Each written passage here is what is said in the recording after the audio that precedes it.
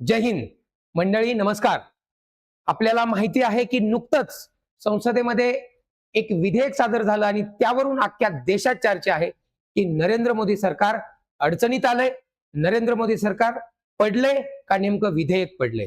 आपल्याला हे माहिती पाहिजे. या देशाचे नागरिक म्हणून आपल्याला हे माहिती पाहिजे की नेमकं संसदेमध्ये झालं काय. जी तारीख होती 17 एप्रिल, त्या दिवशी नेमकं संसदेमध्ये घडलं काय, ज्यामुळं अखंड भारतामध्ये चर्चा चालू आहे की आता सरकार पडणार आहे.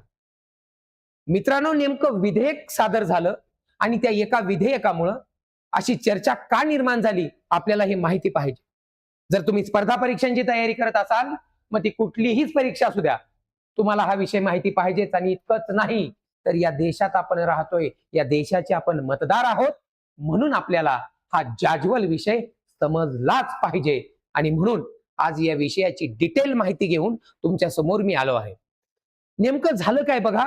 आपल्या भारतीय संसदेमध्ये दिनांक 17 एप्रिल रोजी बघा, दिनांक 17 एप्रिल रोजी एक विधेयक सादर झालं. ते विधेयक होतं 131वी घटना दुरुस्ती. आता 131वी घटना दुरुस्ती नेमकी आहे काय, हे सुद्धा आपल्याला माहिती पाहिजे. तर यामध्ये महत्वाचा विषय हा की आपल्या जी काही भारताची राज्यघटना आहे, या भारताच्या राज्यघटनेमध्ये कलम 368 मध्ये घटना दुरुस्ती ही प्रक्रिया आहे. भारतानं दक्षिण आफ्रिका या देशाकडनं ही संकल्पना भारतीय राज्यघटनेमध्ये घेतली आहे. भारतीय राज्यघटनेचे शिल्पकार आणि महामानव विश्वरत्न डॉक्टर बाबासाहेब आंबेडकरांनी जी आपल्या भारताचं संविधान तयार केलं, ते संविधान तयार करत असताना विविध देशांच्या राज्यघटनांचा अभ्यास केला गेला आणि त्यानुसार आपली राज्यघटना फायनली तयार झाली. तर दक्षिण आफ्रिकेच्या राज्यघटनेचा अभ्यास करून आपल्यामध्ये एक संकल्पना घेतली की जी घटना आपल्या देशासाठी तयार होत आहे, ती घटना जर भविष्यामध्ये त्यामधले काही कायदे बदलायचे झाले, त्यामध्ये जर काही दुरुस्ती करायची झाली, त्याला कॉन्स्टिट्यूशनल अमेंडमेंट बोलतो आपण. तर ती अमेंडमेंट म्हणजे घटना दुरुस्ती राज्यघटनेच्या कलम 368 नुसार केली जाते. वेळोवेळी ही घटना दुरुस्ती या देशामध्ये होत असते, ती संसदेमध्ये करावी लागते. संसदेमध्ये आपल्या देशामध्ये जेवढे पण खासदार आपण निवडून देतो, ते खासदार त्या संसदेमध्ये बसून या देशासाठी लागणारे आवश्यक असणारे नवीन कायदे तयार करतात, किंबहुना जुन्या कायद्यांमध्ये ते बदल करतात, ते कायदे दुरुस्त करत असतात. आणि म्हणून या ठिकाणी कलम 368 हे आपल्याला माहिती पाहिजे, जे घटना दुरुस्तीचं आहे. आता बघा, याच कलमाला अनुसरून दिनांक 17 एप्रिल रोजी सरकारनं एक विधेयक सादर केलं गेलं, जे संसदेमध्ये सादर झालं. एखादं विधेयक जर सादर करायचं झालं तर त्याच्यामध्ये काय तरतूद आहे पहा. जर घटना दुरुस्तीचं विधेयक तुम्हाला सादर करायचं असेल, घटना दुरुस्ती, तर ते घटना दुरुस्तीचं विधेयक सादर करताना जेवढी पण आपल्या लोकसभेची सदस्य संख्या आहे 543, त्याच्या 50% कमीत कमी सदस्य त्या ठिकाणी प्रेझेंट पाहिजेत. तर आणि तरच तुम्ही घटना दुरुस्तीचं विधेयक सादर करू शकता. पारित होणं हा विषय नंतरचा आहे, पण किमान एखादं विधेयक जर सादर करायचं झालं तर त्या ठिकाणी लोकसभेचे 543 जी आपली सदस्य संख्या आहे, त्याच्या 50% सदस्य त्या ठिकाणी प्रेझेंट पाहिजेत, उपस्थित पाहिजेत. त्याच्याशिवाय आपल्याला घटना दुरुस्तीचं विधेयक म्हणजे त्या ठिकाणी संसदेमध्ये सादर करता येणार नाही. ही कलम 368 मधली प्रोव्हिजन आहे. पण एवढंच नाही, जर तुम्ही ते विधेयक सादर केलं तर जेवढे सदस्य प्रेझेंट आहेत, ओके, त्याच्या 2/3 2/3 एवढ्या सभासदांनी त्याला पाठिंबा दिल्याशिवाय ते विधेयक मंजूर होत नाही. मग दिनांक 17 एप्रिल रोजी नेमकं घडलं काय. ज्या दिवशी महिला आरक्षण हे टायटल या ठिकाणी असणारं जे विधेयक सादर केलं गेलं होतं, ते विधेयक हे नेमकं केवळ महिला आरक्षणाचं विधेयक नाही, ते क्लब केलेलं विधेयक होतं. त्याच्यामध्ये 3 महत्वाच्या बाबी होत्या. त्या 3 महत्वाच्या बाबी कुठल्या, ते आपल्याला आधी समजून घ्यावं लागेल. पहा, एक तर या ठिकाणी महिला आरक्षण म्हणजे महिला आरक्षणाच्या अंमलबजावणीचा तो विषय होता. महिला आरक्षणाचं 2023 मध्ये या ठिकाणी विधेयक पास झालेलं आहे. भारतीय या ठिकाणी लोकसभेमध्ये आणि विधानसभेमध्ये 33% महिलांना आरक्षण देण्याबाबतचं जे विधेयक आहे महिला आरक्षणाचं 2023 मध्येच मंजूर झालेलं आहे. पण त्याची जी अंमलबजावणी आहे ती डिलिमिटेशन जे आहे ते सेन्सस म्हणजे लोकसंख्या मोजणी झाल्यानंतर होणार आहे. म्हणजे त्याची अंमलबजावणी कदाचित 2029च्या इलेक्शन नंतर त्या ठिकाणी होणार आहे अशी परिस्थिती आहे.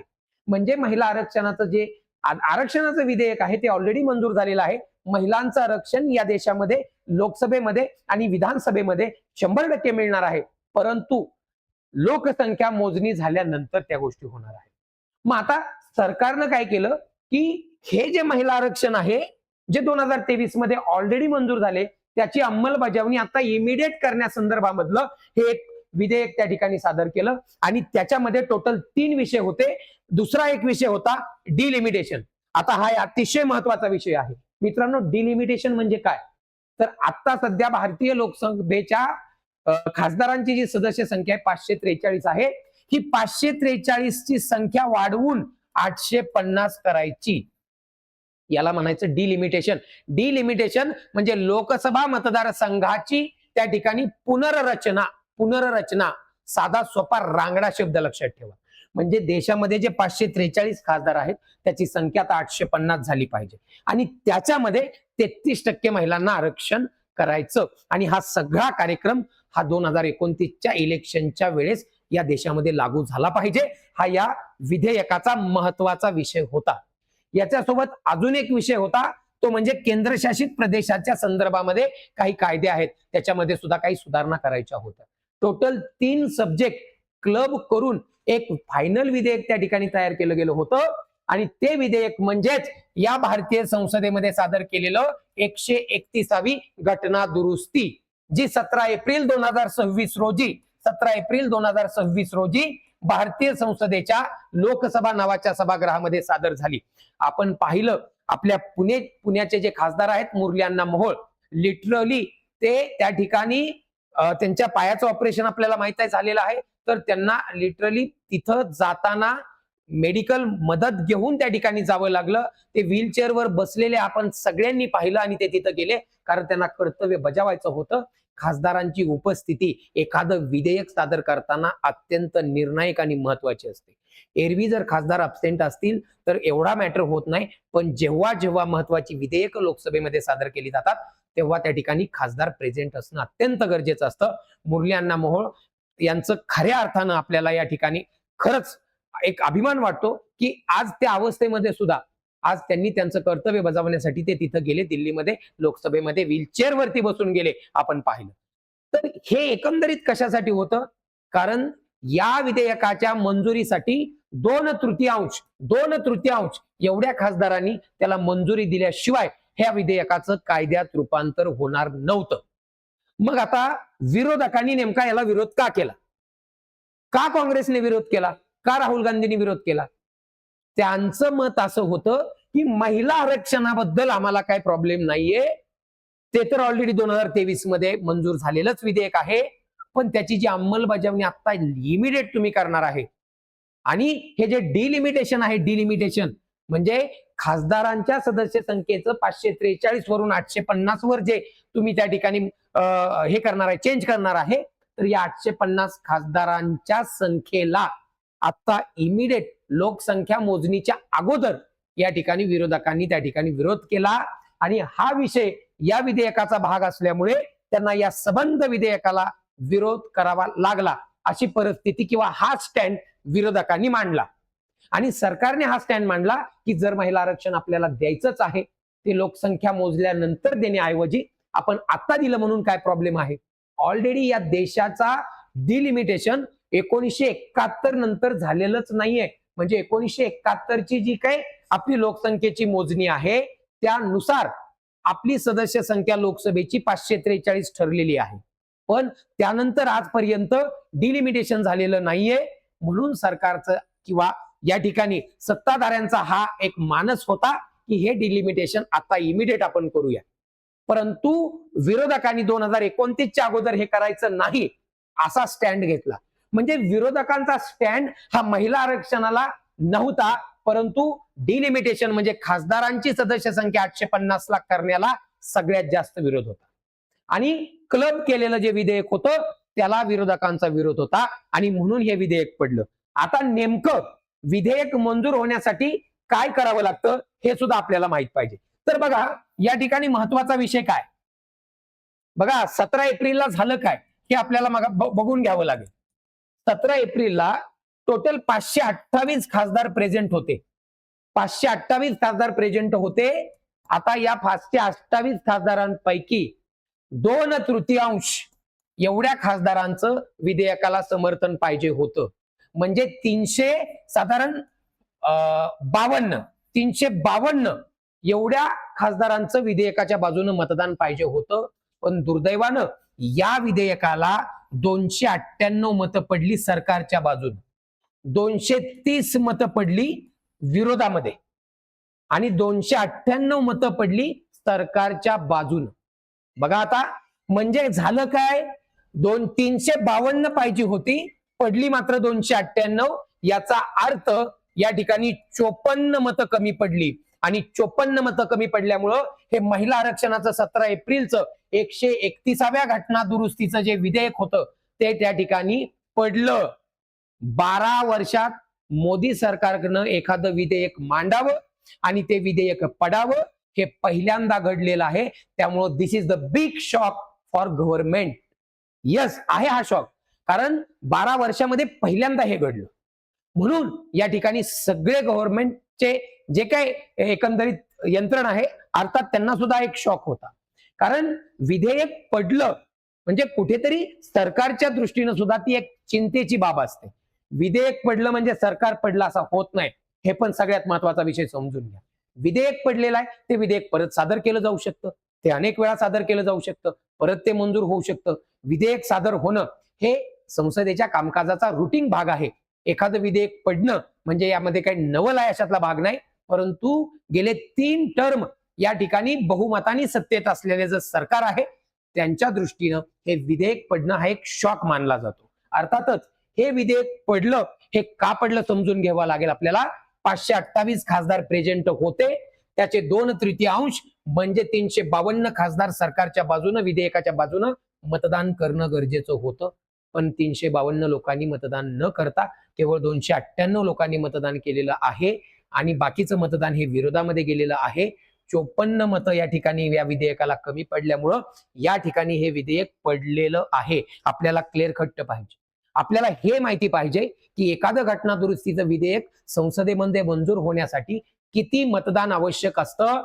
तर उपस्थित खासदारांच्या 2/3 आता 528 उपस्थित होते, त्याचा 2/3 म्हणजेच 352 पाहिजे होते, पण ते पडले नाहीत. त्यामुळे हा कार्यक्रम फेल झालेला आहे.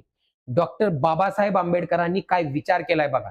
सरकार स्थापन करण्यासाठी केवळ 50% खासदार तुमच्याकडे पाहिजे. म्हणजे 543च्या बघा 543च्या फक्त बघा 543च्या 50%, 543च्या 50% खासदार जर तुमच्याकडे असतील तर तुम्ही सरकार स्थापन करू शकता. पण घटनेमध्ये दुरुस्ती करताना, संविधानामध्ये दुरुस्ती करताना तुम्हाला 2/3 मतदान पाहिजे. किती जबरदस्त विचार केलेला आहे, किती दूरदृष्टी आहे. डॉक्टर बाबासाहेब आंबेडकरांनी 1947ला देश स्वतंत्र झाल्यानंतर या देशाचं संविधान तयार करताना काय विचार केलाय बघा. की उद्या जाऊन एखाद्या कुठल्याही यंत्रणेला किंवा सरकारला किंवा एका विशिष्ट पक्षाला जर वाटलं की आम्हाला असे बदल करायचे तर केवळ त्यांना वाटतंय म्हणून हे बदल नाही झाले पाहिजेत. तर या ठिकाणी किती महत्वाचा लोकशाहीचा एक जबरदस्त दाखला आपल्याला मिळतोय की या देशामध्ये लोकांच्या मताला किंवा लोकांना केंद्रस्थानी ठेवलेलं आहे. म्हणजे या देशाचं संविधान सजासजी कोणाला बदलता येऊ नये, या देशाच्या संविधानातल्या कायद्यामध्ये कोणाला सजासजी बदल करता येऊ नये, यासाठी डॉक्टर बाबासाहेब आंबेडकरांनी घटना दुरुस्तीच्या संदर्भात 368 मध्ये स्पष्ट तरतूद केली.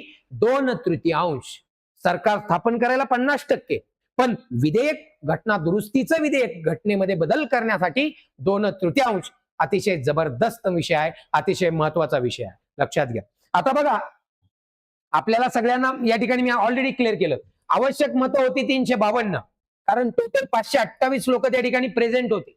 ओके, परंतु मिळालेली मतं 298 आणि विरोधामध्ये गेली मतं 230. अर्थातच या ठिकाणी 54 मतांनी विधेयक पडलेलं आहे, 54 मतांनी. मग आता हा विषय की महिलांना आरक्षण मिळणारच नाही का? अरे ऑलरेडी महिला आरक्षण विधेयक 2023 मध्ये महिला आरक्षण विधेयक मंजूर झालेलं आहे. फक्त त्याची अंमलबजावणी ही जनगणनेच्या नंतर होणार आहे. ओके, म्हणजे आता या विधेयक पडल्यामुळं अंमलबजावणी पुढे गेली म्हणण्यापेक्षा जी ऑलरेडी ठरलेलं आहे त्यानुसार त्याची अंमलबजावणी होणारच आहे. महिला आरक्षण विधेयक ऑलरेडी मंजूर आहे, फक्त अंमलबजावणी संदर्भामधला जो विषय होता तो आता पुढे गेलेला आहे. एवढं लक्षात घ्या, एवढं ध्यानात घ्या. ठीक आहे, आता पुढे बघा. ऐतिहासिक विधेयक अडकलेलं आहे, 100% अडकलेलं आहे. तेच प्रसंग या ठिकाणी तयार झालेला आहे आणि हे विधेयक पुन्हा सादर केलं जाऊ शकतं का? तर 100% कितीही वेळा सादर केलं जाऊ शकतं. ओके, तर अशा पद्धतीने आता बघा, खरा विरोध कशाला आहे? अर्थातच डिलिमिटेशनला खरा विरोध आहे. त्याचं रिझन असं आहे की भारतीय संविधानामध्ये कलम 82 नुसार प्रत्येक जनगणनेनंतर लोकसंख्येच्या आधारावर मतदार संघाची पुनर्रचना करावी असं कलम 82 मध्ये सांगितलंय.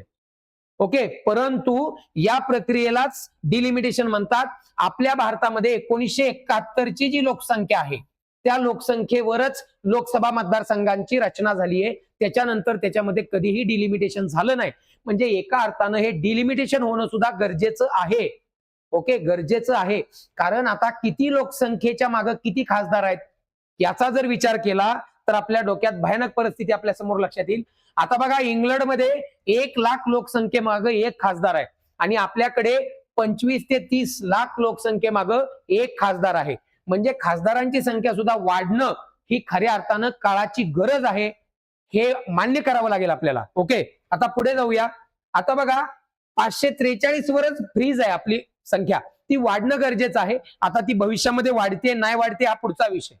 आता या ठिकाणी नवीन जे लोकसभा सभागृह आहे, जे नवीन संसद आहे, त्या संसदेला बनवताना 850 खासदारांच्या दृष्टीनं बनवलेलं आहे. नवीन संसद इमारत जी तयार झाली आहे त्यामध्ये डिलिमिटेशन होणार आहे याचा विचार करूनच या संसदेची रचना झालेली आहे. म्हणजे संसद सभागृह या खासदारांचं स्वागत करायला सज्ज आहे. पण आता इतक्यात 2029च्या अगोदर हे डिलिमिटेशन होईल अशी परिस्थिती सध्या तरी नाही. 850 खासदार सध्या तरी होतील असं वाटत नाही.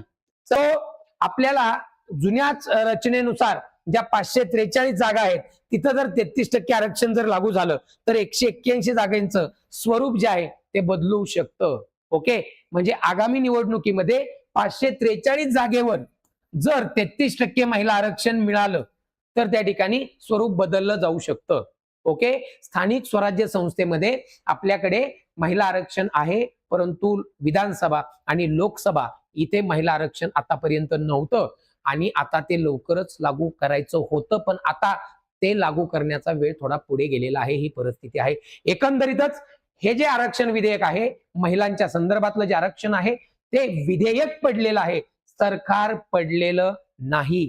सरकार पडलेलं नाही. हे विधेयक परत सादर केलं जाऊ शकतं, परत ते पारित होऊ शकतं. असा हा एकंदरीत परिस्थिती आहे. या देशाचे नागरिक म्हणून, या देशामध्ये आपण राहतोय म्हणून इतकंच नाही, या संविधानानं आपल्याला खऱ्या अर्थानं जी मूलभूत हक्क दिलेत, मूलभूत अधिकार दिलेत आणि त्यानुसारच आपल्याला मतदानाचा जो पवित्र अधिकार प्राप्त आहे आणि या देशाचे एक सुजाण जागृत मतदार म्हणून आपल्याला या प्रत्येक गोष्टी माहिती असणं काळाची गरज आहे. आणि म्हणूनच तुमच्यापर्यंत ही माहिती पोहोचवली आहे. तुम्हाला जर ही माहिती आवडली असेल तर व्हिडिओला लाईक करा, कमेंट करा आणि जास्तीत जास्त लोकांपर्यंत शेअर करा आणि चॅनलला सबस्क्राईब करायला विसरू नका.